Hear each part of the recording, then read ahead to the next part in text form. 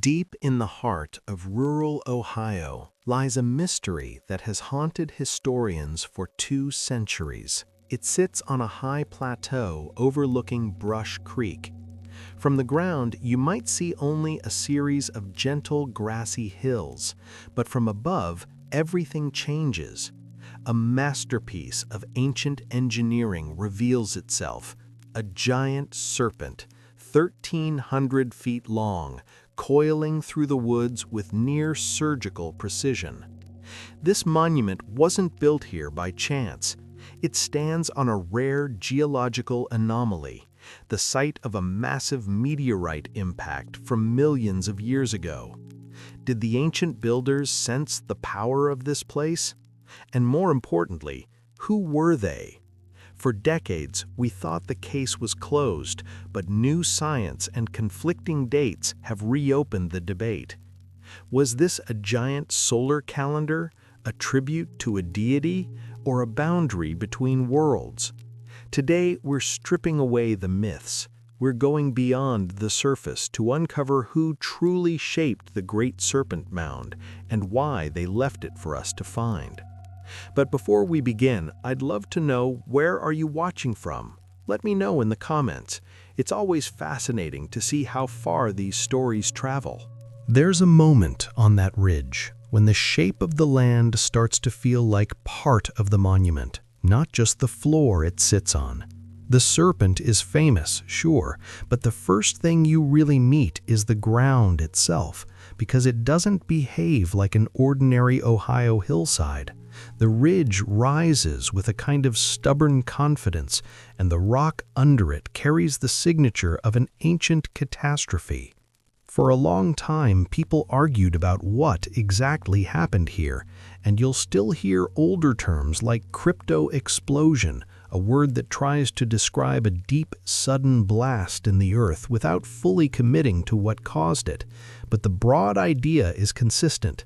Something hit hard, or erupted violently, or both, and the bedrock got shattered, lifted, and rearranged in a way that's unusual for this region. A place like that is not quiet. Even when it looks calm, it has a past that's loud. Now take that in slowly, because it changes how you read everything that comes after. This isn't just a sculpted snake on a pretty hill. It's a deliberate form laid across an already dramatic landform, and that pairing is the first clue that the builders were thinking in more than one dimension. They weren't only shaping dirt, they were choosing a stage. And this stage has its own weird props, because when an impact or explosion-like event tears through rock, it can push strange materials up toward the surface, and it can leave behind mineral surprises that don't show up the same way in the surrounding countryside. In this part of Ohio, one of the quiet details that matters is zinc ore, especially a mineral called sphalerite. It can look dark and plain at first, but in the right light, or when a fresh face gets exposed, it can throw back a resinous shine. Sometimes it has warm amber tones, sometimes a slick metallic glint, sometimes it just looks like a stone with a secret in it. And if you're a person who pays attention to what the ground gives you, that kind of thing stands out. You don't need a chemistry lab to notice that certain rocks here sparkle differently, or break with a sharper edge, or leave a different color on your fingers when you rub them. You notice that after rain, some bits catch the light like they've been polished. You notice that a fracture line runs through a boulder like a scar.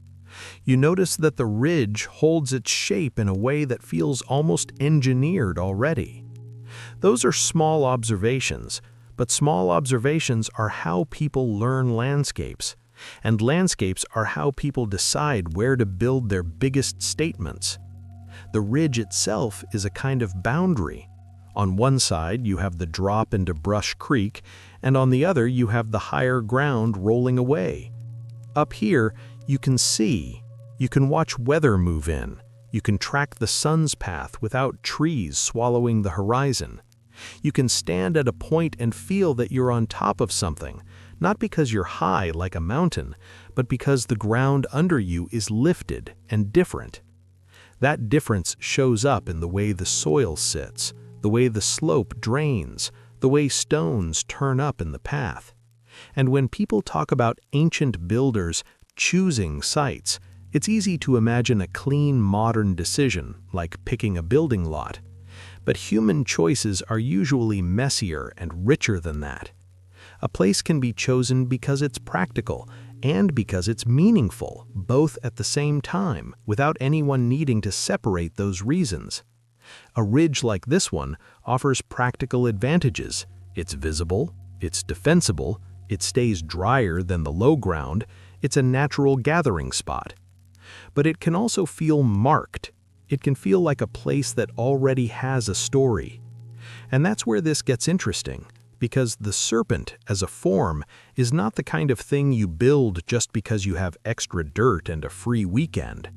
The size alone tells you it's communal. It means people agreed on a plan, returned to it, maintained it, and treated it as something worth collective energy. That kind of effort needs an anchor, a reason that holds over time. So imagine being here centuries ago, long before anyone argued about dates and cultures, standing on a ridge that does strange things under your feet. You might not have words like impact structure, but you do have senses, you have memory, you have the ability to compare one place to another. You know what's normal in your territory, and you know what isn't. You know where certain stones are common and where they're oddly absent. You know where the water tastes different, where fog clings, where certain plants grow out of season, where animals cut their trails. You know where lightning likes to strike, and you know which hills carry wind differently. And you know when a piece of rock in your hand is unlike the pieces you pick up everywhere else. Sphalerite is one of those details that could have quietly mattered. Not as a magic ingredient, not as some cartoonish treasure, but as a sign. A glint in the ground that makes you look twice. A material that tells you, wordlessly, that this ridge has been cracked open in the past, that it carries something brought up from below.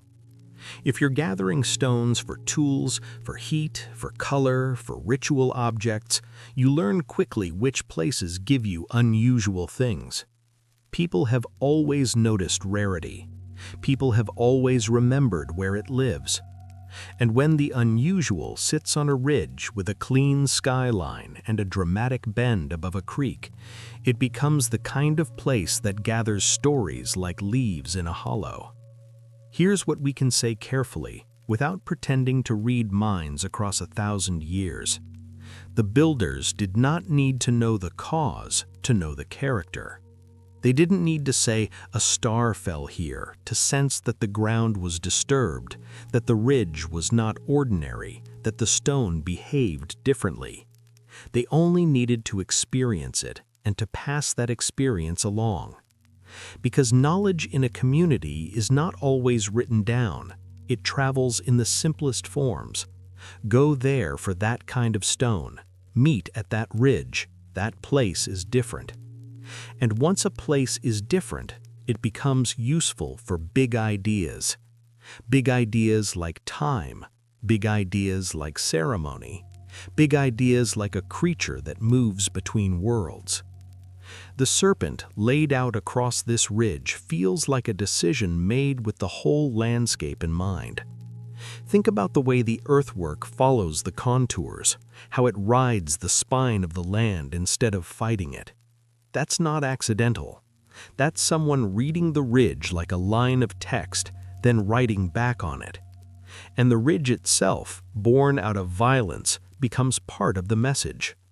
You're not just looking at a shape, you're looking at a relationship between a human plan and a damaged, lifted piece of earth. Another quiet thing about this kind of geology is that it changes how a place sounds and feels. Walk across ordinary ground and it's just ground. Walk across fractured bedrock and the step can feel sharper, the surface more variable. In some spots, the earth gives a little. In others, it's stubborn. In one patch, you find small angular stones. In another, you find smoother pieces, as if they've been sorted. That kind of texture becomes familiar to the people who live around it. And familiarity is important because it means the choice of this ridge could have been reaffirmed again and again, not once, but over seasons. It could have been a place people returned to for gatherings, for watching the sky, for telling stories, for burying the dead, for marking change. Over time, a ridge like this stops being a location and starts being a reference point, like a name everyone understands. So when the serpent is finally shaped, it isn't dropped into an empty landscape. It's set into a place that's already loaded. And if you want to feel the weight of that, don't jump straight to the outline of the snake. Start with the ground where the snake begins.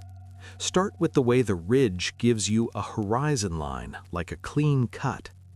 Start with the stones, including the occasional odd glints that suggest hidden minerals, as if the earth is letting you peek at its deeper layers. Then zoom out in your head and hold two thoughts at once. This ridge carries the fingerprint of an ancient impact or upheaval, and later, human hands chose it for an enormous act of shaping. Those two facts don't have to be mystical to be meaningful. They only have to be true to human behavior. People build where the land speaks to them, where it offers advantages, where it feels set apart, where it gives something back. And on this ridge, with its cracked history and its strange stones, the ground gives back a feeling that's hard to shake. You're standing on a place that already mattered, and someone decided to make sure nobody ever forgot it. Picture a pair of 19th century surveyors stepping through tall grass with notebooks, chain, and compass, trying to turn a living landscape into something that can fit on a page. In the 1840s, Ephraim Squire and Edwin Davis were among the first to give Serpent Mound what looked like a scientific identity: measurements, a plan view, a clean drawing that made the earthwork legible to people who would never visit the ridge. That sounds simple, almost neutral, but it wasn't.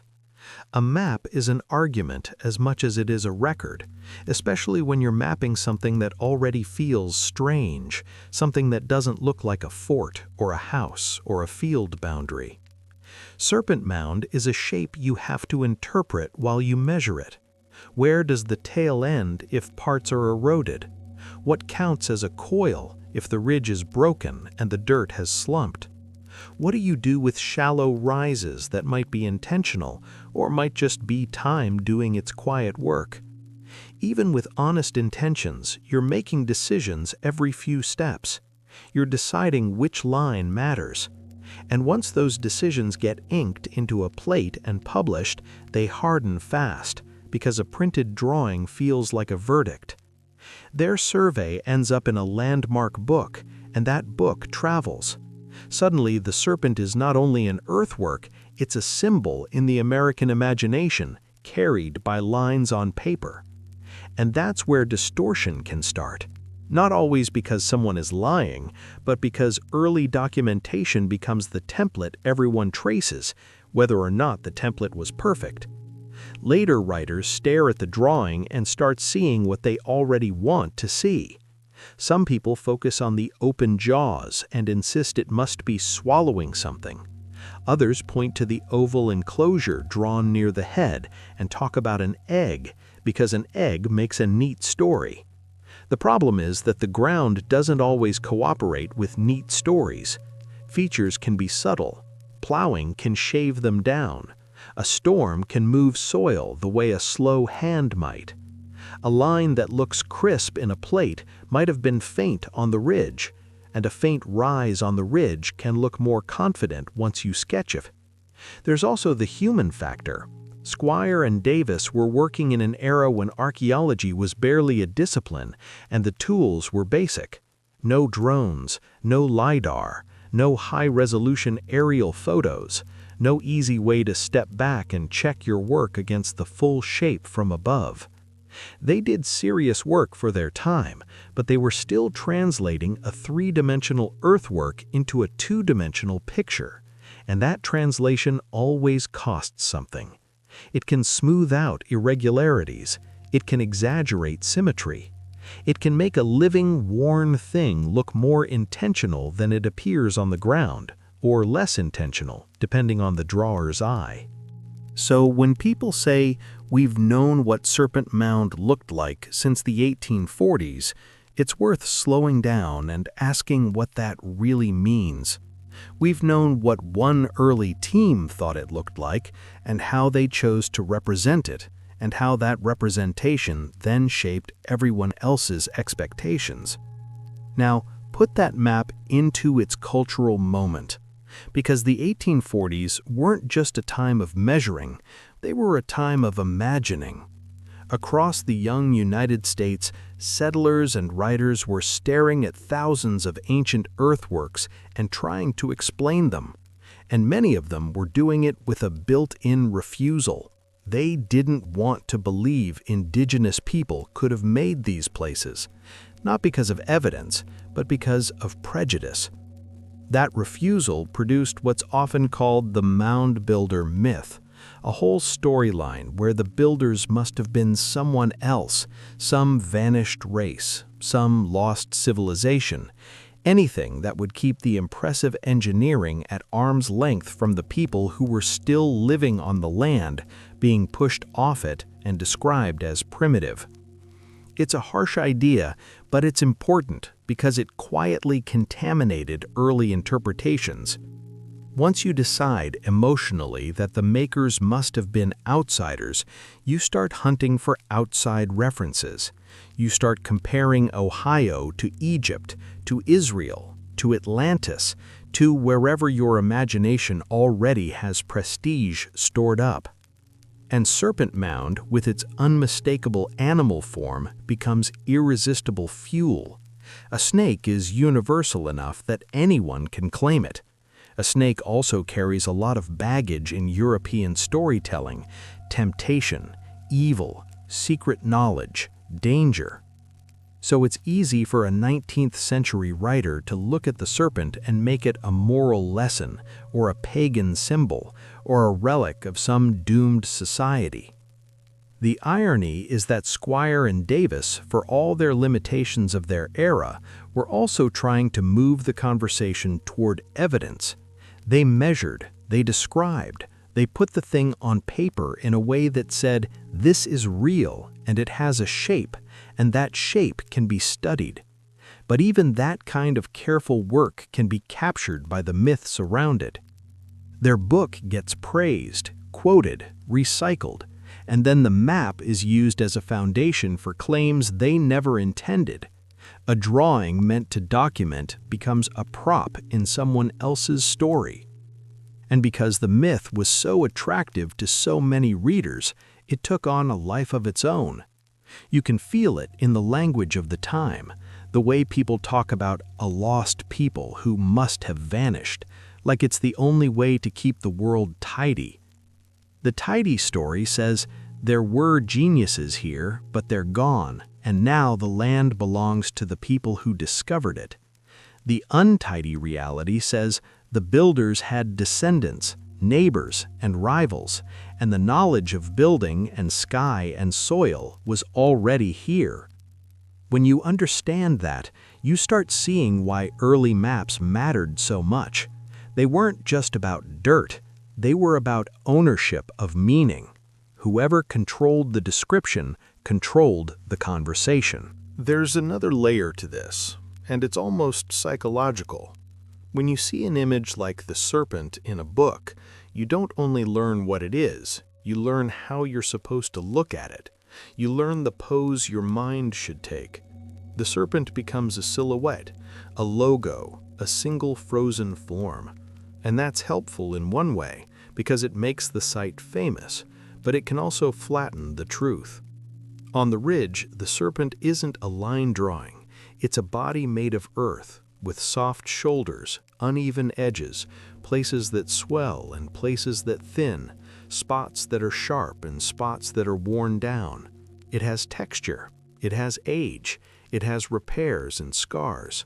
A map can't fully show that. And once you lose the texture, you lose the sense that this is something that had a life, something people maintained, something that could change. That matters later, when the question of who built it becomes a fight over dates and cultures, because an image that looks clean and singular invites the idea of a single moment of creation, one group, one year, one ceremony. But a living monument doesn't have to work like that. It can be born, then altered. It can be revered, then neglected, then renewed. It can outlast the people who first raised it and still stay meaningful to people who come after. The 1840s map, powerful as it is, encourages the opposite instinct. It makes the serpent feel like a completed object, like a sculpture with a signature. And that's how Distortion quietly sets up the next century of arguments. Even well-meaning observers start treating the printed lines as the real serpent and the ridge as a messy copy. You can see how that happens. A plate is stable, the ground is complicated. The stable thing wins. So when later researchers return with better methods, they're not starting from zero. They're starting from a picture that has already shaped what the public expects, what funders think is important, what journalists repeat, and what tourists come hoping to see. This chapter, then, is not about dunking on too early surveyors. It's about understanding the moment a monument entered the modern world through ink and paper, and how that entrance carried both a gift and a trap. The gift was attention. Serpent Mound became visible to the wider world. The trap was interpretation. Once it was visible, people rushed to explain it with the myths they already had, and those myths were often built on the refusal to credit indigenous intelligence and engineering. If you want the story of Serpent Mound to stay interesting without turning into fantasy, you have to hold on to both truths at once. The early maps were an achievement, and they were also the beginning of a long era where confidence outran understanding. Now comes the part where the monument turns into a crime scene, and the evidence doesn't behave the way anyone wants it to. For a long time, the common story went like this. Serpent Mound is ancient. It belongs to the Adena world, something like 800 years before the Common Era, give or take, deep in that early woodland era when people in this region were building burial mounds and experimenting with earthwork geometry. That idea didn't come out of thin air. There are Adena-style mounds in the broader landscape, and there are artifacts in the region that fit that time horizon. People also looked at how weathered the earthwork felt and how deeply it sat in the land, and they made a reasonable guess: older. And once a reasonable guess becomes a clean label, it has a way of settling in like dust. The serpent became Adena in a lot of museum labels, guidebooks, and casual conversations, and that label lasted for decades. But archaeology has this habit of showing up with a flashlight and ruining a perfectly tidy story. In the late 20th century, researchers started doing what you do when you're tired of arguing in circles. You tried to date it. Not by style, not by vibe, not by "it feels old," but by carbon samples taken from within the mound. The logic seems straightforward. Find organic material that was trapped when the earthwork was built, test it, and you get a range of years. In practice, it's tricky, because you have to be sure the material you're dating is actually tied to construction, not something that drifted in later. Charcoal is the classic choice because it's carbon-rich and often shows up where people burned wood. But even charcoal can fool you. It can be from an earlier fire that happened on the spot before any building began. It can be introduced later by animal burrows or root activity. It can be mixed by erosion or carried by water. It can even be affected by what archaeologists sometimes call the old wood problem, where the charcoal you date comes from the inner rings of an old tree, meaning the carbon stopped exchanging with the atmosphere long before the wood was burned. So from the start, this isn't a single test that ends the debate. It's a chain of arguments about context, about what the sample really represents, about whether the soil layers are undisturbed, about whether the place has been repaired. Still, when the results came back in the 1990s, they hit like a surprise witness. The dates pointed not to the Adena era, but much later, closer to around 1000 AD, which lines up more comfortably with what archaeologists call the Fort Ancient cultural horizon. That was a shock, because it flipped the usual storyline.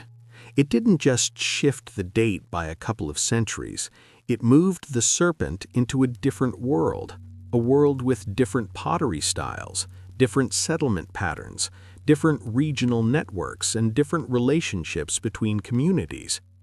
And once you allow that shift, a new set of questions follows instantly. If Fort Ancient people built it, why this form? Why this scale? Why here? And how does it fit with what else we know about that period? Also, if it's Fort Ancient, why did earlier generations feel so comfortable calling it Adena? Was the old label just a guess that lasted too long, or did something real get mixed into the picture? This is where the war part kicks in, because you're not just arguing about dates, you're arguing about identity and continuity, about who gets credit, about how we tell the story of indigenous engineering across centuries. Some researchers embraced the Fort Ancient conclusion quickly. Others pushed back, not because they wanted a favorite answer, but because they didn't trust the chain of custody, so to speak. Where exactly did the charcoal come from? How deep was it? Was it sealed in a layer that clearly belonged to the earthwork's construction, or could it have been introduced later? Were there multiple samples, or just a few? Were the dates consistent? Could the mound have been repaired or reworked in 1000 AD, even if an earlier version existed? Because a repair episode can look in the soil like the moment it was built if you happen to be sampling the repaired portion. And Serpent Mound is the kind of place that invites repairs. It sits on a ridge where rain, freeze-thaw cycles, and human feet can slowly soften edges and flatten definition. If the serpent mattered to people over generations, you'd expect them to maintain it, to freshen the lines, to rebuild sections that slumped, to keep the body legible.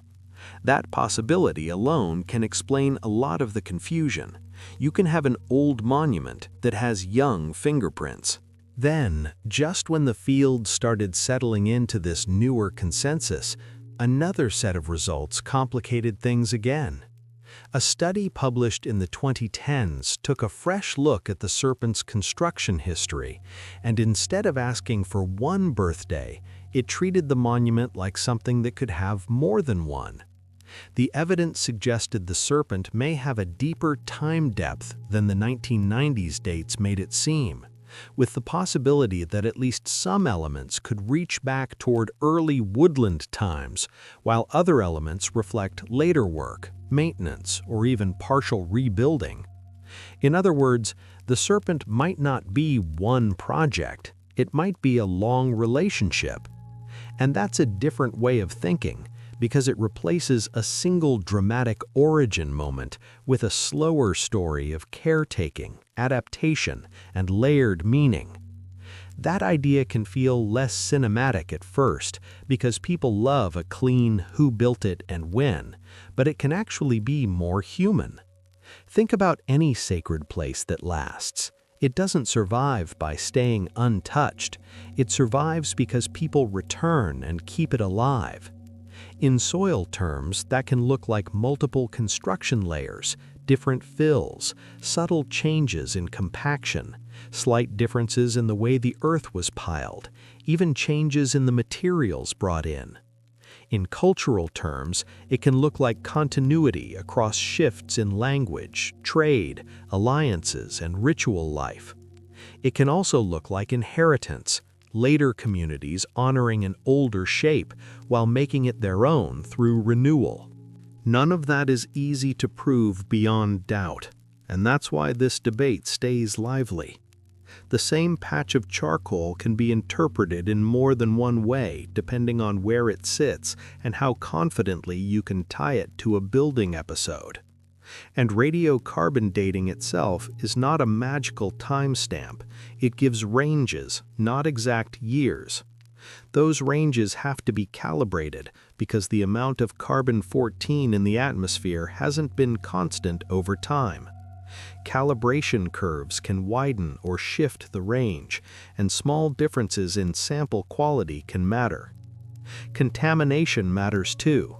A tiny intrusion of younger carbon can make something seem more recent. A bit of older carbon can make it seem older. And because Serpent Mound has been excavated, visited, repaired, protected, and interpreted for well over a century, the site has a long modern life that can complicate the soil record if you're not careful. So what do you do with all this? You treat it like a case file where no single clue gets to dominate the entire narrative. You line up the evidence and you ask what story can hold all of it without snapping. One story that can hold it is this. People in the early woodland era, often linked in this region with Adena traditions, may have been active on this ridge in ways that left traces, possibly including early construction or activity that later became part of the serpent's footprint. Much later, around the time associated with Fort Ancient communities, people were also clearly active here, and they likely shaped, reshaped, or renewed the serpent in a significant way. That's not a compromise for the sake of peace. It's a realistic model for a monument made of earth, because earthworks don't behave like carved stone statues with a single chisel date. They live in weather. They live in feet and hands. They live in decisions made by people who came back year after year. And if you accept that, the question, Adena or Fort Ancient, stops being a simple either-or. It becomes a question of sequence. Which parts might be older? Which parts were refreshed? Was the whole form laid out at once and later repaired? Or was the form itself refined over time, perhaps starting as something simpler and becoming the long, coiled serpent we recognize now? Even the serpent's most famous features raise that question. The head is dramatic, the jaws are open, the body coils with intention, and the tail stretches out behind.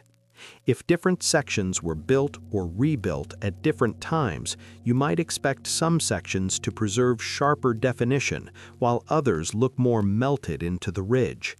And people argue about exactly that when they walk the site and compare it to maps and excavation notes. The tone of this debate matters too, because it's easy for outsiders to treat it like a game, like archaeology is just academics bickering over decimal points. But there's something more serious under it. These dates connect to living histories, to the deep timelines of Indigenous presence in the Ohio Valley. If the serpent is Fort Ancient, it highlights the sophistication of that later period and the way communities were organizing ceremonial landscapes in the centuries just before European contact. If the serpent has early woodland roots, it reaches even deeper, tying into a long tradition of mound building and ritual practice that already had complex geometry and social coordination. If it's layered, it tells you something arguably more profound, that sacred places can persist across generations and cultural shifts, and that later communities may have honored older landmarks rather than erasing them. That idea pushes against the modern habit of slicing history into neat boxes. It suggests continuity where we often expect replacement. And it also gives you a more believable reason why this place keeps pulling people back. A monument that is renewed over centuries isn't just a message sent once, it's a conversation carried forward, sometimes quietly, sometimes with major work. So the case remains open in one sense, because researchers will keep refining methods, taking new samples, comparing soil layers, and rethinking assumptions. But in another sense, the case is already telling us something clear.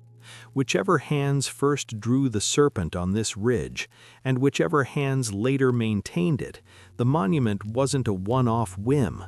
It belonged to a world where time mattered, where memory mattered, where a community could coordinate effort at a scale that still feels impressive today. And that's exactly what sets us up for the next step, because once you start thinking about time and memory, you have to look up, at the sky, and ask what the serpent might have been doing beyond simply being seen. Start with the easiest test. Stand where the head opens. Face the long line of the body behind you and look out toward the far edge of the world. Even without instruments, you can feel what the builders were after, because the serpent isn't placed like a random decoration on a ridge, it's oriented, it reaches, it points. And the most famous claim about the site, the one that keeps coming back no matter who is arguing about dates, is that the head lines up with the setting sun at the summer solstice. Many researchers think that alignment is intentional, and when you understand what it means to build something that catches a once-a-year moment on the horizon, you start to see the serpent less as a picture and more as a device. Not a device made of gears and metal, but a device made of patience, repetition, and community memory. The sun has a schedule. It doesn't rise and set in the same spot every day. It slides along the horizon through the year, drifting northward day by day until it reaches its farthest point, pauses, then drifts back. That farthest point is the summer solstice sunset. It's a clean marker in the cycle, and it's not a subtle one if you've been watching the sky for years, which is exactly what people did when the sky mattered to planting, travel, ceremony, and the basic feeling of where you are in time. If you want to anchor a community calendar to the landscape, you pick the moments that don't wiggle much, the moments you can verify by eye, the moments you can teach a child by simply bringing them to a spot and saying, "Watch the line where the sun disappears." And if you're going to make that spot unforgettable, you put a giant serpent there, a form that's impossible to ignore, a form that turns a horizon event into a story you can walk through with your body. Now, the tricky part is this. Alignments can be overclaimed. People love to draw straight lines on maps and announce cosmic secrets. That's why it matters to keep the tone careful. The evidence suggests a real interest in the sun's turning points, and the head's orientation is one of the strongest pieces of that conversation. But the serpent isn't a modern instrument. It's not a laser pointer. It's Earth, and Earth is soft, and the monument has lived through weather, erosion, and human repair. So instead of treating this like a perfect measurement that must hit one precise degree, it's better to treat it the way the builders likely treated it, as a working alignment, a usable one, the kind that tells you within a small window when the sun has reached its peak and the year is pivoting. When you step into that mindset, the serpent starts acting like a solar machine, not because it's mechanically precise, but because it organizes attention. It tells you where to stand and what to watch, and it builds the act of watching into the shape of the land. And then you look at the rest of the body, and it gets even more interesting, because the serpent doesn't just point once, it coils, it repeats, it makes a rhythm in the ground, like a sequence of beats. That rhythm is where researchers have proposed other solar markers, especially around the equinoxes and the winter solstice, moments when the sun either splits the year into balanced halves or reaches the opposite extreme. The idea isn't that every curve equals a date like a neat calendar page. It's that the monument may have offered multiple sightlines and reference points, letting people track the sun's movement across seasons by using the serpent as a stable frame. Imagine standing at a certain bend and looking toward a notch in the tree line or toward a specific dip in the far ridge.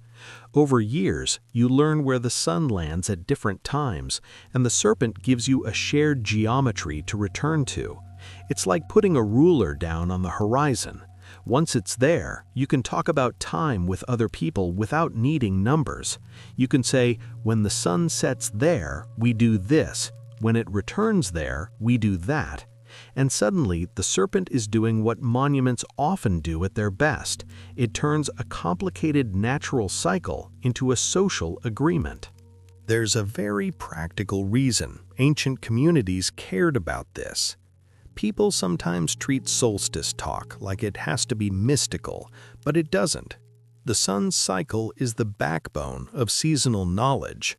If you're living close to the land, you don't want to guess wrong about when to plant or when to expect certain foods to be abundant. You don't want to miss the window for gatherings that depend on travel conditions or shared resources. You also want a way to coordinate multiple families and groups without a written calendar pinned to a wall. So you build time into the landscape. The landscape doesn't blow away. The landscape doesn't forget. Once you've established a watching place, it can outlast the individuals who started it. And there's another quieter reason. Watching the sun is also a way of watching yourself. It's a way of confirming that the world is still running on its rules. In a life where storms, illness, conflict, and uncertainty are real, the return of the solstice can feel like a promise that something holds steady. That feeling is powerful, and people tend to wrap powerful feelings in ceremony. The serpent scale suggests that kind of collective meaning. It's large enough that it could host a crowd without anyone needing to be told what the focus is. The shape itself gives the crowd a script. People can approach along the body, gather near the head, move around the coils, stand at points where the horizon is clear. The monument becomes choreography, and the sky becomes the music. If the sunset at the summer solstice is the headline moment, the rest of the year still needs structure, and the serpent's long body provides it. Some researchers have suggested that certain coils may relate to the sun's position at other key points. And even when those proposals are debated, the broader pattern remains persuasive. This is a form built to engage with the sky. Even the choice of a ridge makes more sense through that lens. You can't do horizon astronomy well if your view is blocked. On that ridge, the horizon opens up just enough that the sun's drift is visible, not just as a concept, but as a physical slide along the edge of the world. And once you see that, you realize the builders didn't need complicated tools to do sophisticated work. They needed time. They needed people who paid attention across years. They needed a tradition of returning to the same spot, marking where the sun went down, remembering it, arguing about it, agreeing about it. The simplest method is also one of the most effective. You plant a stake, you watch, you make a note in memory, you come back, and you compare. Over seasons, patterns emerge. Over generations, those patterns become knowledge you can pass along. The serpent, then, could be understood as a memory device at giant scale, a way to store observational knowledge in dirt and shape. It says, this is where we watch, this is what we honor, this is how we locate ourselves in the cycle. And there's one more layer that makes the site feel almost like a machine in the best sense of the word. A machine is something that turns one kind of input into another. You feed it time and attention, it gives you structure and meaning. You feed it the slow drift of the sun, it gives you dates you can act on. You feed it a crowd, it gives you a shared moment. When you walk the serpent, you're not just moving across ground, you're moving across a designed experience. The coils slow you down, they make you turn, they change your perspective every few steps. That matters because the sky isn't only a set of points, it's a moving dome, and your relationship to it changes when you change your position. Standing at the head is one kind of relationship. Standing along a coil is another. Standing near the tail is another. The monument guides your body through those relationships. And if you want to understand why people would invest so much effort in a form like this, it helps to let go of the modern habit of separating science and spirituality into different rooms. Many ancient communities didn't do that. Observation could be sacred because it was accurate. Ceremony could be practical because it organized life. The serpent doesn't have to be either a cold calendar or a purely symbolic creature. It can be both at once, because the sky itself is both at once, measurable and meaningful, predictable and awe-inducing.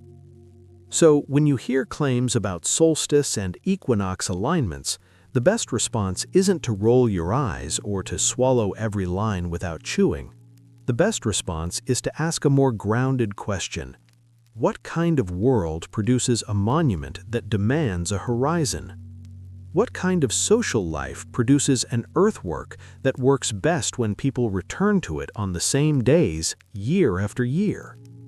The evidence suggests the builders were deeply interested in the mechanics of the heavens, and they had the organizational skill to build a place that made those mechanics visible to the community. They weren't improvising with a pile of dirt. They were building a framework for watching, remembering, and gathering. That's why even if some specific alignment claims stay debated at the fine detail level, the larger picture still stands strong. The serpent is structured like it's in conversation with the sun. It turns the ridge into a calendar you can walk on, and it turns the sky into something you can keep track of without writing a single number down. And once you accept that, the monument stops feeling like a strange, isolated artwork and starts feeling like a serious piece of engineering, one built for time itself, built for the long attention span of a culture that knew the year by watching the horizon breathe. If you ask what the serpent means, the honest answer is that it depends on who you're asking and what moment in history you've dropped into. That might sound like a dodge, but it's actually the most respectful starting point, because a monument like this can hold more than one layer of meaning without breaking. For a long time, outsiders looked at Serpent Mound through European lenses that were already loaded with snake symbolism: danger, temptation, evil, secret knowledge, the creature you fear and crush.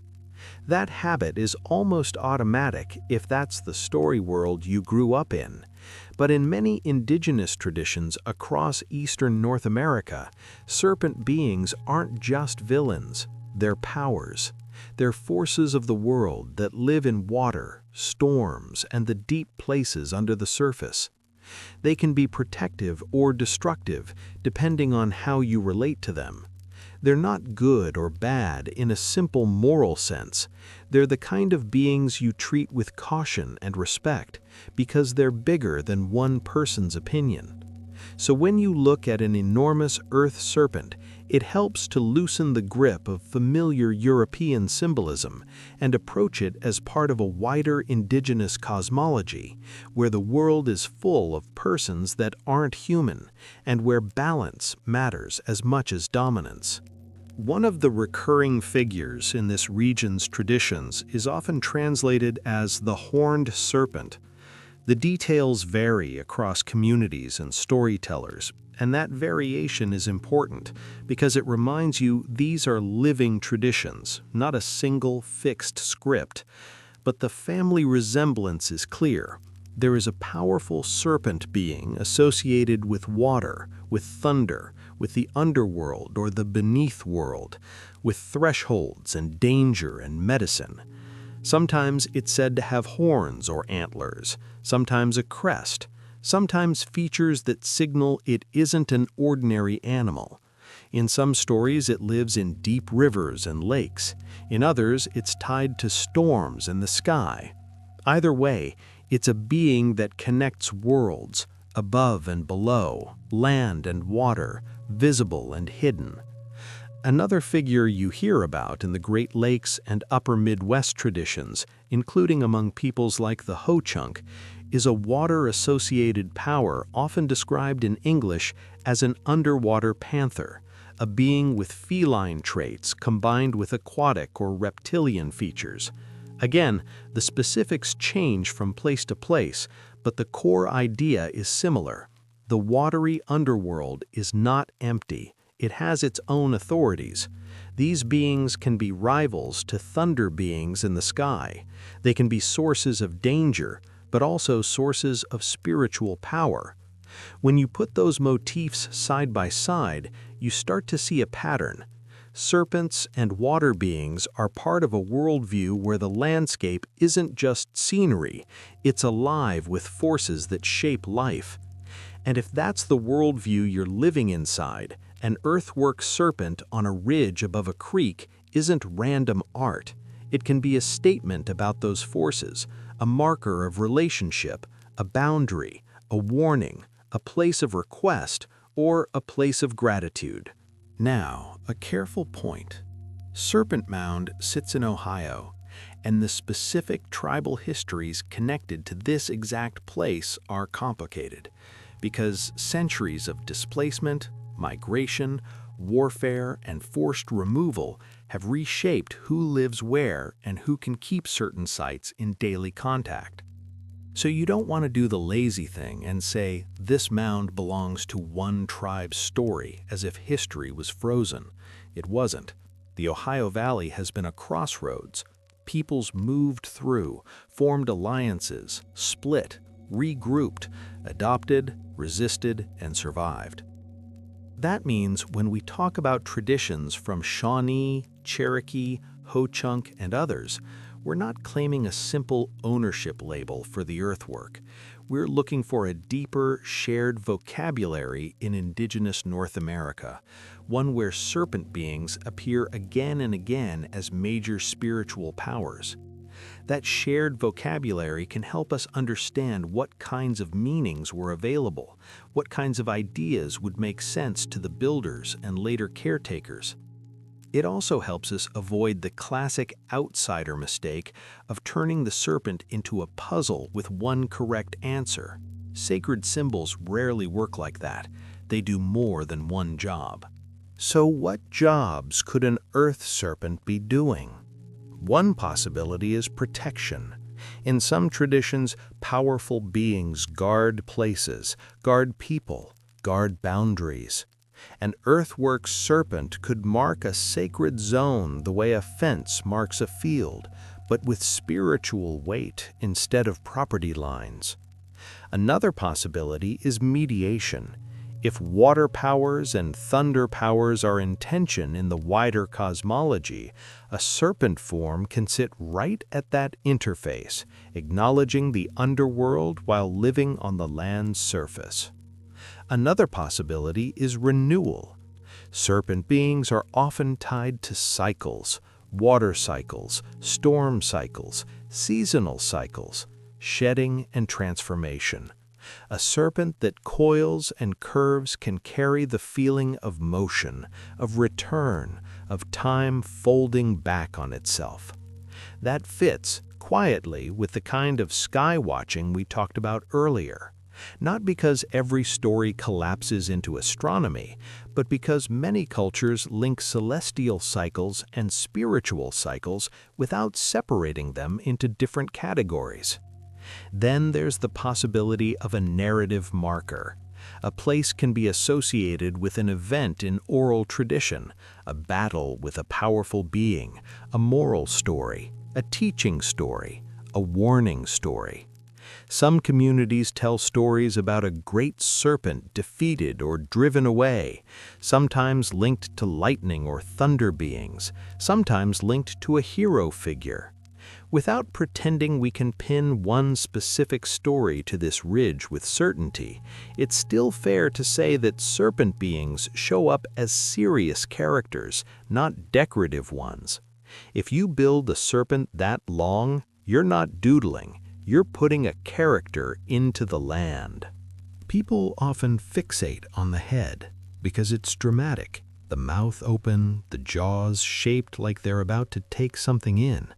In drawings and photos, it's easy to treat that like a literal moment, like the snake is swallowing an egg, swallowing the sun, swallowing a sacrifice, swallowing a symbol. Some of those interpretations can be clever, and some are just projection, but the hunger for a single neat image is a modern hunger. In many oral traditions, meaning is carried by relationships and actions over time, not by a single snapshot. A mouth can be a doorway as much as a bite.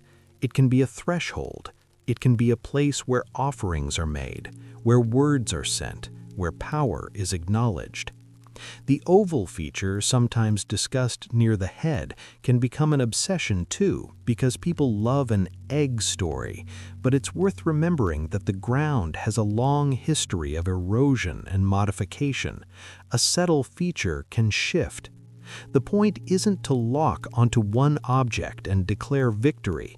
The point is to understand why a serpent, why this scale, and why a form that people experience by walking along it rather than by staring at it from a distance. Because that walking experience is important, a coiled serpent isn't just seen, it's followed. It asks you to move with it.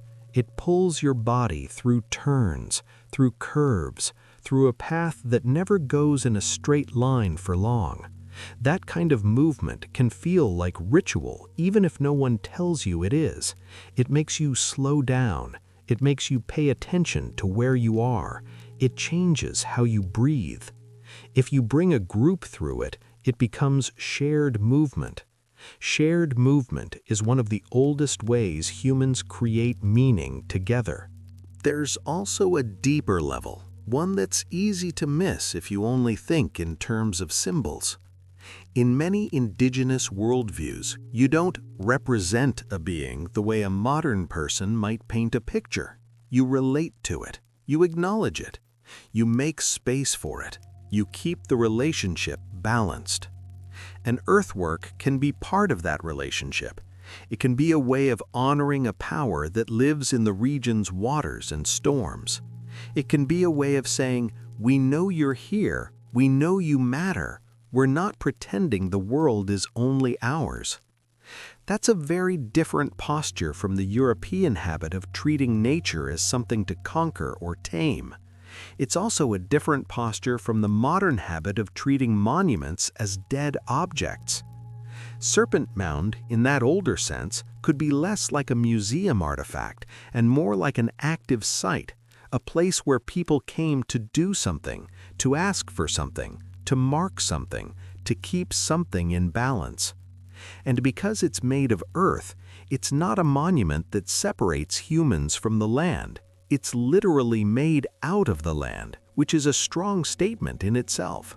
When you step back from the details and look at the larger pattern, a few things stand out.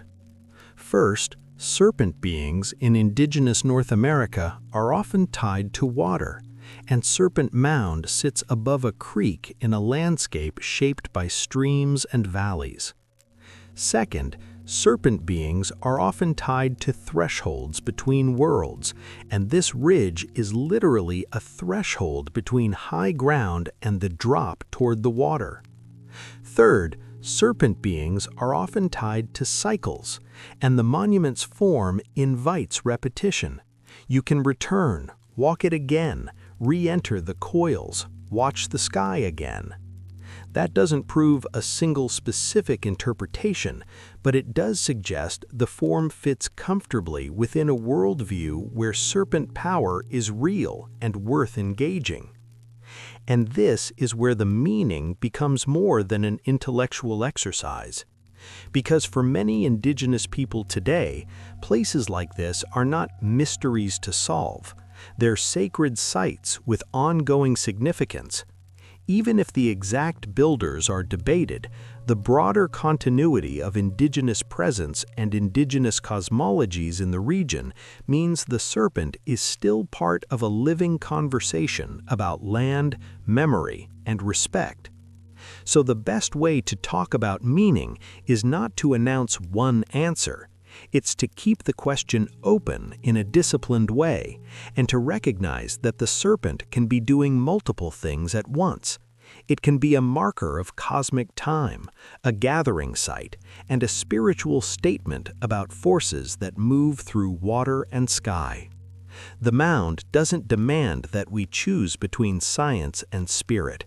It asks us to accept that for the people who shaped it and used it, those categories may never have been separate to begin with. By the late 1800s, the serpent had a new enemy, and it wasn't time or weather, it was the plow. This is the part of the story where the danger is painfully ordinary. Farmland needs to produce, and an ancient earthwork, no matter how famous in a book, is still just a hump in the ground to a person trying to turn soil into a living. In that era, the ridge was private property. Pieces of the landscape were being cleared, worked, and smoothed the way people always smooth land when they're trying to make it usable. If you've ever watched a field get improved, you know the impulse. Level the annoying bumps, pull the stones, make the surface obedient.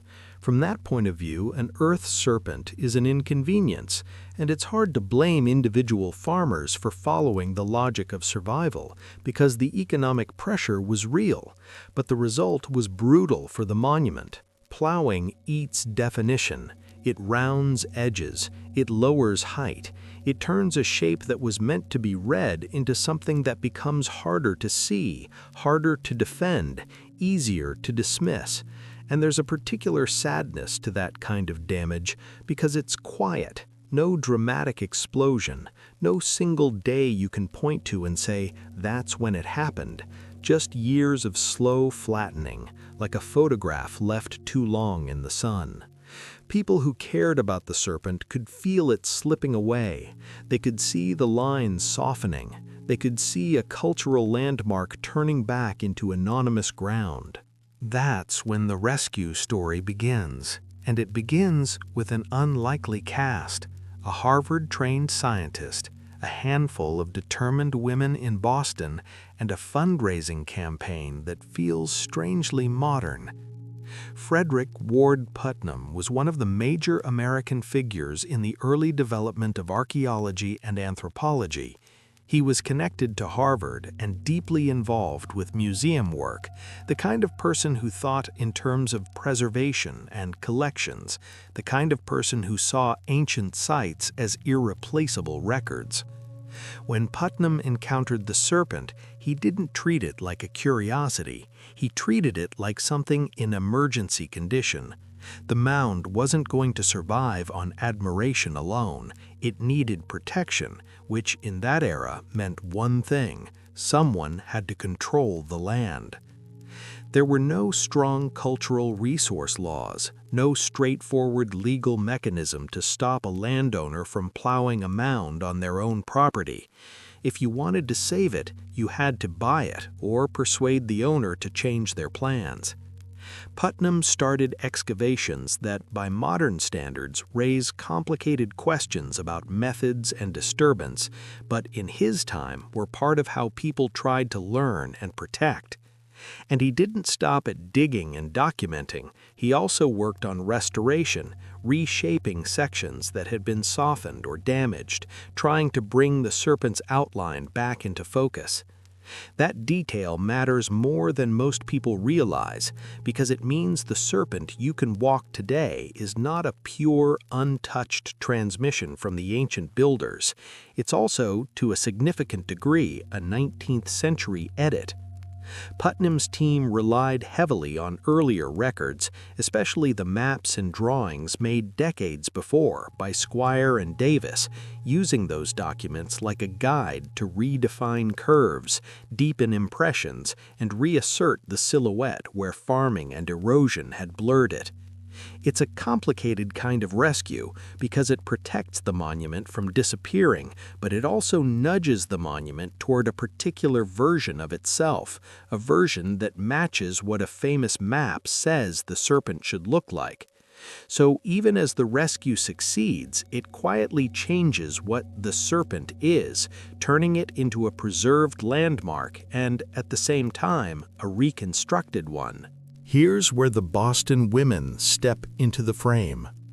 In the late 19th century, a lot of the formal power in public institutions sat with men, but women often drove philanthropic work, education projects, and civic campaigns. They organized. They raised funds. They made phone calls before phones, built networks before social media, and used social pressure as a tool. In this case, they rallied around Serpent Mound as something worth saving, and they helped transform an abstract idea, preserve the past, into a specific action: buy the ridge, protect the earthwork, and keep it from being erased by agriculture. It's easy to underestimate how difficult that was. You're asking people to contribute to a cause far away, in a state many of them had never visited, to save a monument made of dirt. Dirt doesn't photograph well in that era. Dirt doesn't look like a cathedral. Dirt looks like a lump. So the campaign had to sell more than an image. It had to sell the idea that Indigenous history mattered, that an ancient landscape design was part of the nation's heritage, whether the nation had earned that heritage or not. And it had to do it in a period when many Americans were still stuck in the old habit of treating Indigenous cultures as either vanished or doomed. That's what makes this rescue story not just sentimental, but revealing. The campaign didn't only raise money, it helped shift the moral framing. It suggested, at least to a slice of the public, that these places deserved care. The fundraising itself had a community energy to it. People gave what they could. Organizations supported it. Individuals wrote letters, gathered donations, and made the argument again and again. You can feel the social texture of it even now: drawing rooms and committee meetings, names written in ledgers, the slow movement of checks and pledges, persuasion done one conversation at a time. It wasn't flashy, but it worked. The land was purchased, and the serpent survived because a group of people treated it like a shared responsibility instead of someone else's property to erase. That's a turning point, because it's one of those moments where the fate of an ancient monument hangs not on an empire or a battle, but on whether enough ordinary citizens care soon enough. And in this case, they did. Of course, saving the serpent created a new set of issues. Once you buy and protect a place, you also control how it's understood. You decide how it's presented. You decide who gets access and what kind of access they get. You decide what kinds of research happen there and what kinds of narratives are allowed to harden around it. Putnam and the people around him were operating with the best intentions, but they were still products of their time. The very act of rescue can come with a subtle paternalism, the idea that outsiders are saving something that in another sense was never theirs to manage. That's not a reason to dismiss the rescue. Without it, the serpent might have been flattened beyond recognition, but it is a reason to keep the story honest and layered. The preservation movement that formed around places like this often protected Indigenous heritage while also framing it through museum logic, academic authority, and Eastern elite institutions. The serpent survived, but it also became a kind of exhibit, and exhibits come with labels, and in this case it became something else too, a place where the authentic outline most people recognize was stabilized, sharpened, and in places rebuilt according to 19th century eyes and 19th century documentation. Still, when you strip it down to the core, the rescue is a rare bright spot in a century full of losses for Indigenous communities and for Indigenous sites.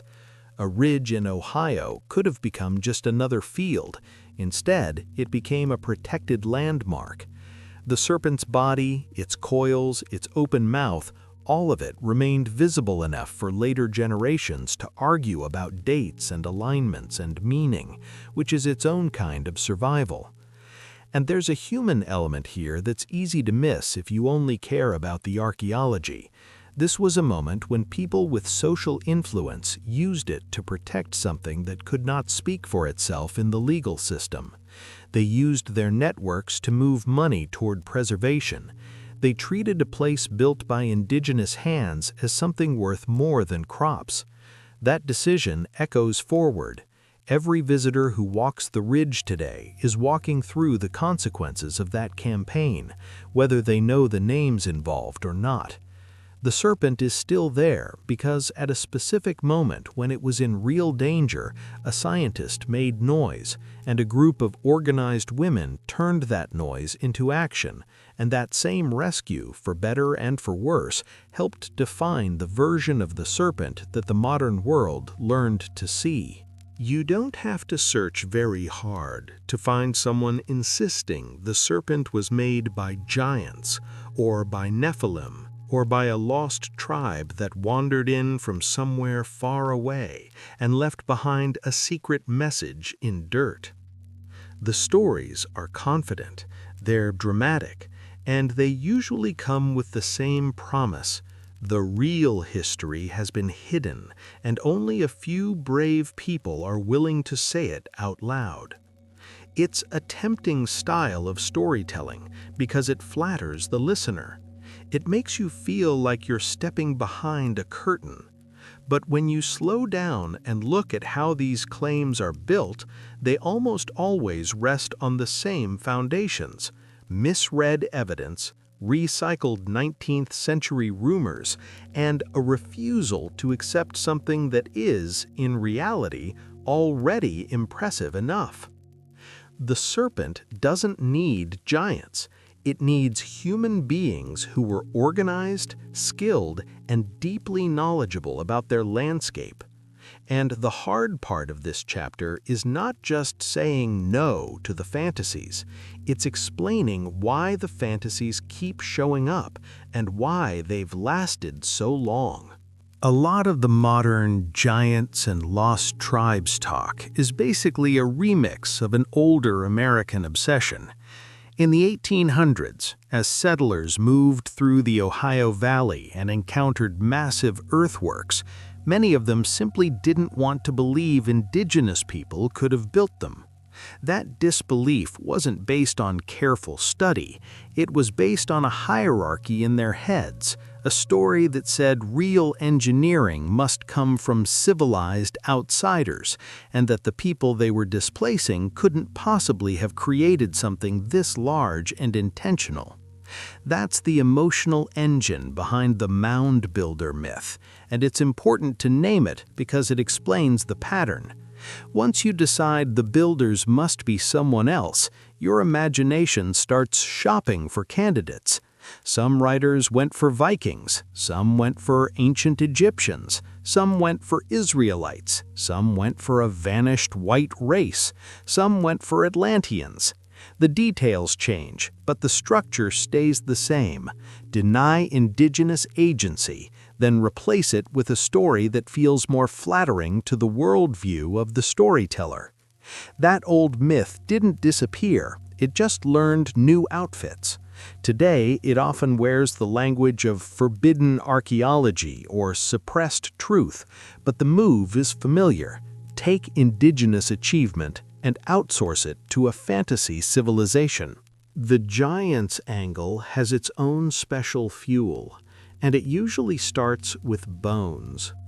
In the 19th and early 20th centuries, newspapers ran countless stories about giant skeletons found in mounds, sometimes described as 7 feet tall, 9 feet tall, even more. These articles were rarely careful. They were often written to sell papers, and they were fed by a period when excavation was chaotic and record-keeping was inconsistent. Measurements were exaggerated, misreported, or made up.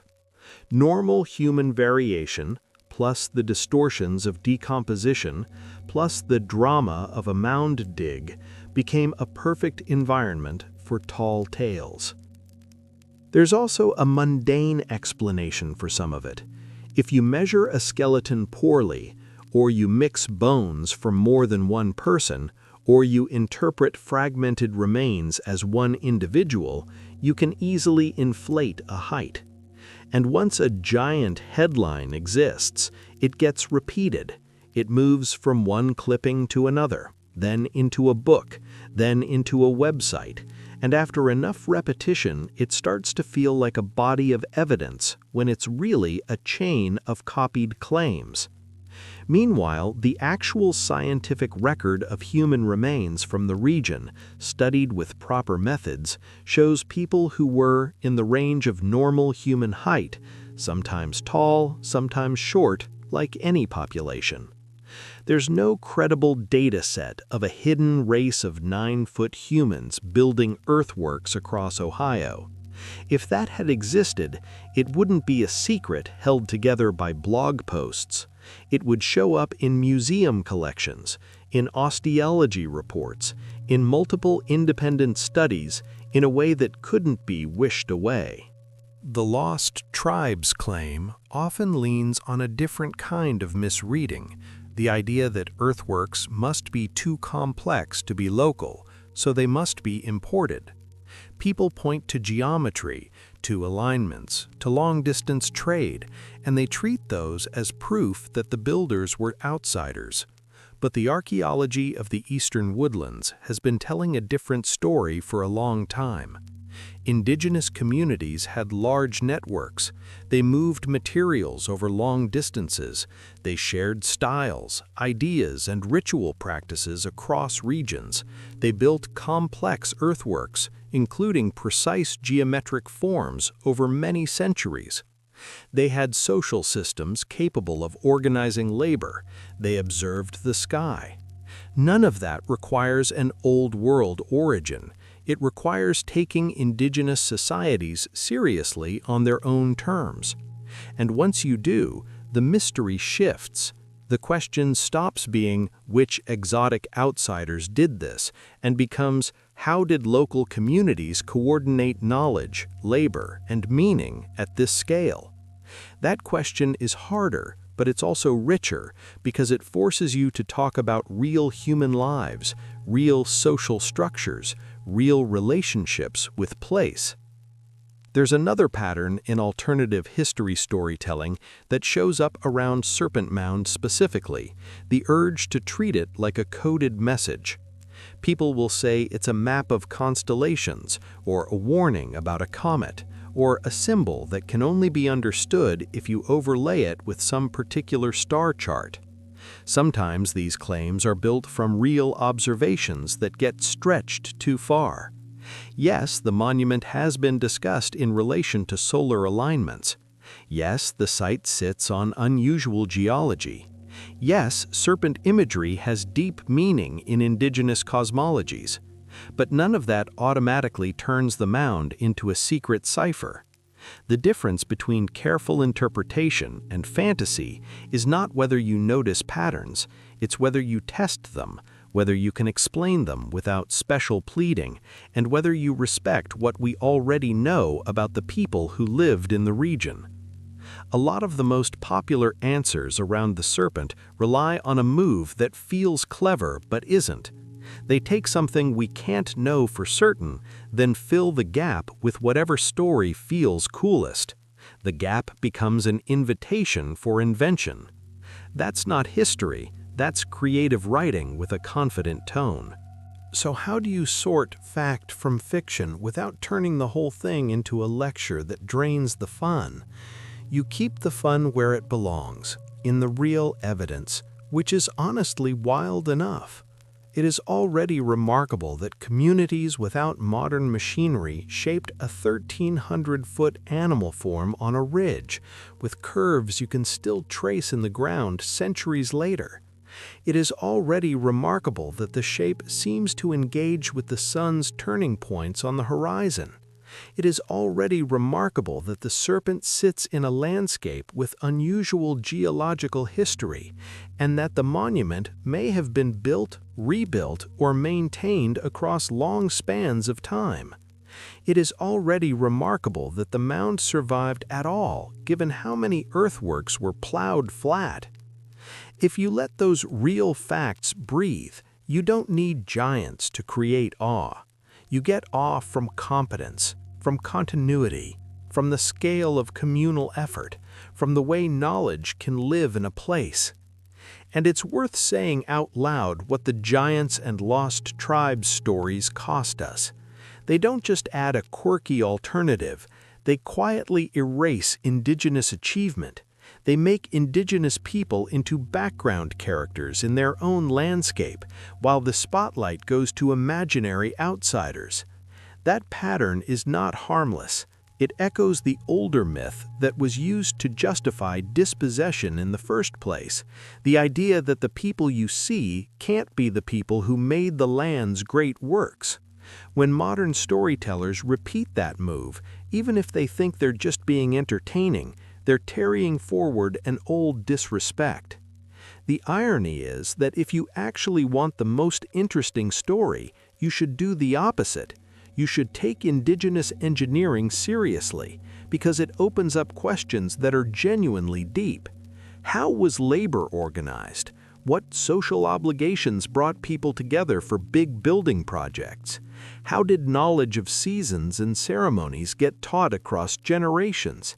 How did communities decide what form to give a sacred place, and how did that form stay meaningful over time? Those questions lead you to a world that's complex, grounded, and human, and it doesn't collapse into a single spectacular claim. So, the bottom line is simple, and it doesn't need drama. The giants' evidence doesn't hold up under scrutiny. The lost tribes' claims are built on outdated assumptions and selective reading. The serpent can be explained within the real history of Indigenous North America, and that explanation is more impressive than the fantasy versions because it's about people who actually lived, worked, watched the sky, and shaped the land with purpose. If you want to keep a sense of wonder without leaving reality behind, you don't have to choose between being skeptical and being moved. You can be both. You can say no to the easy myths and still feel the weight of the ridge under your feet, still feel the strange clarity of that long body drawn across the earth, still feel the fact that human beings, in a world without modern machines, made a form that continues to pull our eyes toward it. That's not a conspiracy. That's a monument. Today, the serpent is still doing what it has always done. It draws people into a specific kind of attention. You arrive thinking you're going to see it, and then you realize you're really here to experience a place that works slowly. The body doesn't jump off the ground like a sculpture in a museum. It reveals itself in curves, in rises and dips, in the way your eye starts to connect one swell of earth to the next. The ridge forces you to move with it. You walk, you stop, you adjust your angle, you look again. That's part of why the mound lasts in the imagination. It's not just an image, it's a journey laid into the land. And it doesn't care if you're arriving with a camera, a notebook, or just a quiet curiosity. The serpent asks for time. And in a world that's always pushing people to move faster, asking for time is a kind of power. The site's modern life is also a story about protection, interpretation, and sometimes conflict. It's managed, maintained, and visited. There are paths, rules, signage, and the steady reality of tourism. Those things can feel like noise around something ancient, but they're also part of the reason the earthwork is still here at all. A monument made of soil survives only if people decide it matters enough to care for it, and that decision has to be renewed again and again. At the same time, care comes with choices. Maintenance can stabilize an earthwork, but it can also smooth it. A path can guide visitors, but it can also direct the way people think about meaning. Every label is an interpretation. Every brochure is a framing. And with Serpent Mound, framing matters because it sits at the crossroads of archaeology, public imagination, and living Indigenous spiritual life. It is not just a historic landmark. For many Indigenous people, it is a sacred site, a place that deserves respect, not just fascination. That respect can look like ceremony, prayer, offerings, or simply a certain way of carrying yourself on the ridge. And even for visitors who don't share those traditions, there's a human recognition that tends to rise up here. Some places are not just interesting. Some places feel like they have obligations attached to them. There's also the bigger horizon of recognition. Serpent Mound has been discussed in terms of global heritage value, and it appears on UNESCO's tentative list, which is a kind of waiting room for places that might one day be nominated for World Heritage status. That matters because it signals how the site is being positioned, not as a regional curiosity, but as something with universal significance, a monument that speaks to human capability and human meaning-making at a grand scale. But it also raises questions. Universal recognition can be a form of honor, and it can also be a form of pressure. It can bring more visitors, more development, more management decisions, and more arguments about who gets to define what the place is. And those arguments aren't abstract. They touch on the long history of Indigenous dispossession in the region, and on the reality that a sacred landscape can be treated like a commodity if people aren't careful. So the challenge for the future is not just to keep the serpent from eroding, it's to keep the story from flattening, to keep the place from becoming only a photo opportunity, to keep the human relationship to it from becoming shallow. What makes this ridge so hard to forget, though, is that it holds multiple timelines at once. There's the geological time, the deep past that fractured the rock and made this landscape feel subtly different. There's the human construction time, the labor and knowledge that shaped the serpent and possibly reshaped it across generations. There's the 19th century time, when maps, excavation, and restoration changed what the public recognizes as the serpent's outline. There's the modern time, with preservation, visitors, debate, and renewed Indigenous presence and ceremony. You can stand here and feel those layers without having to name them. You just feel that this isn't a place with one story. It's a place where stories stack. That stacking is part of what keeps people pulling back, because a single-story monument can be solved. A layered monument can't. It keeps changing as you learn more. It keeps changing as you change. And then there's the simplest, most stubborn reason Serpent Mound endures. The shape itself hits something basic in the human mind. A snake is not a complicated image. It's one of the oldest images humans carry. It's fear and beauty, danger and elegance, a line that can move like water and strike like lightning. Across cultures, snakes live near thresholds, near caves, near rivers, near the places where the world feels less predictable. So when you find a snake built at giant scale, drawn across the land with care, it doesn't matter if you arrive as a skeptic or a believer or someone who just likes mysteries. your brain recognizes the form immediately, and then your brain starts asking questions. Why a serpent? Why here? Why this size? Why commit so much communal effort to a creature that isn't hunted for meat, that isn't a farm animal, that isn't an obvious symbol of wealth? Those questions don't go away just because you've read a plaque. If anything, they get louder once you realize the builders were capable of precision, and once you accept that the mound's age and authorship may involve more than one moment in time. So what does the serpent tell us if we try to listen without forcing an answer?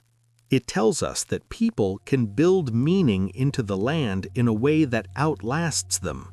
It tells us that observation and ceremony can be woven together, that the sky and the ground can be treated as one system.